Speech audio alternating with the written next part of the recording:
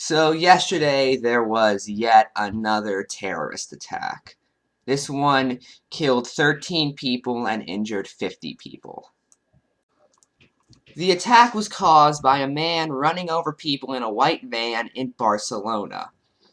Now, if you expected conservative YouTube to act reasonable and actually have somewhat of a discussion about this, and, not make a video the same day as the attack, well then, what planet are you living on? That's what they've been doing for years.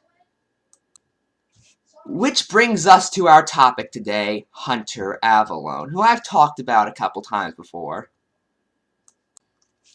Now, before we continue, I want to say one thing. This video was uploaded yesterday, however it was taken down and had to be re-uploaded today.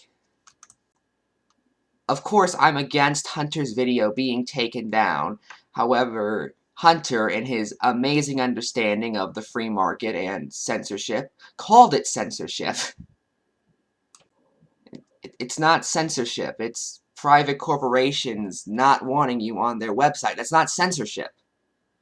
I disagree with it, but I don't consider it censorship because it isn't. I went through this with Lauren Southerns already, so... Now, keep in mind the video came out a day earlier, and what we are covering is a re-upload that Hunter posted the next day. Because a day before that, on August 16th, 2017, Hunter defended his beloved president, Donald Trump's comments that maybe both sides are at fault and we need to wait to get more information before we jump to a conclusion. He made that video almost a week after the Charlottesville attacks. He made this video within mere hours. Think about that. So he defends Donald Trump's comments that we need to hear more information and both sides are at fault, and then a day later makes a video basically saying the exact opposite of that. That is hypocrisy. Now, to make one thing clear, I believe that in the attack Hunter covered in the video we're talking about, both sides weren't at fault. I also believe that in Charlottesville, it was the fault of the people who were committing violence against innocent people. I believe in self-defense. I don't believe both sides were at fault in either situation. What I'm asking is, if Hunter is going to say that when it's a bunch of white conservatives, why is he not going to say it when it's a bunch of brown Muslims? Wait a minute. Could it be Hunter's pushing a narrative? And in this one particular case, saying what he said the day before would be going against that narrative? Maybe. Heck, Hunter even admits in the video that it has not yet been confirmed that the attack was in any way related to ISIS. He still says that nonetheless, admitting that. What happened to waiting for more information to come out, which is an idea you defended just a day ago? Now, at about 2 minutes and 45 seconds into the video, Hunter shows a man's tweet in which the guy claims that just like the terror attack in Charlottesville doesn't represent all white people, the terrorist attack in Barcelona doesn't represent Islam. And Hunter says that that's flawed logic because Islam is an ideology. Like, say, conservatism?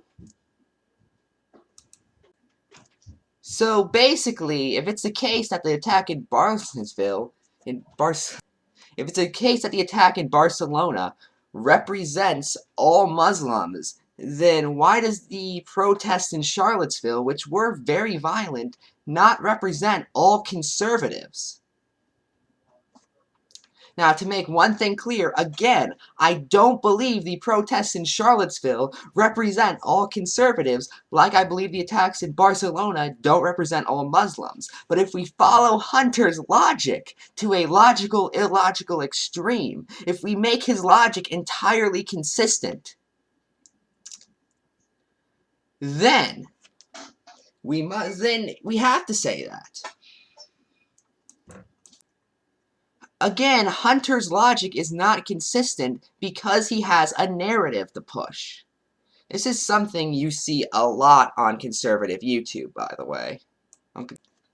For that matter, Hunter, if you're so worried about terrorism, specifically Islamic terrorism, why were you so silent when your beloved president, Donald Trump, gave weapons and money to Saudi Arabia? Saudi Arabia is a dictatorship that imposes Sharia law. Which, by the way, Hunter should be talking about that. He should have been talking about Trump's deal with the Saudis and been like, no, this is awful, this is awful. Especially when you consider how Saudi Arabia bankrolled the rise of ISIS. Where was Hunter on that? He also says that the left hesitates and makes excuses for terrorist attacks, which, by the way, is something his beloved president didn't do when he said both sides were at fault in Charlottesville and waited to call the attack a terrorist attack. Which is something, again, he defended a day before this video was published. Makes you think. Now, Hunter says that in order to stop Islamic terrorism, we need to get to the root of the problem, which is Islam. And I want to say I do agree with him quite a bit on that. Which is why I was also vocally talking about Trump's deals with Saudi Arabia. I was extremely vocal on that. Go back through my uploads. You can see I was doing videos saying that's a horrible idea.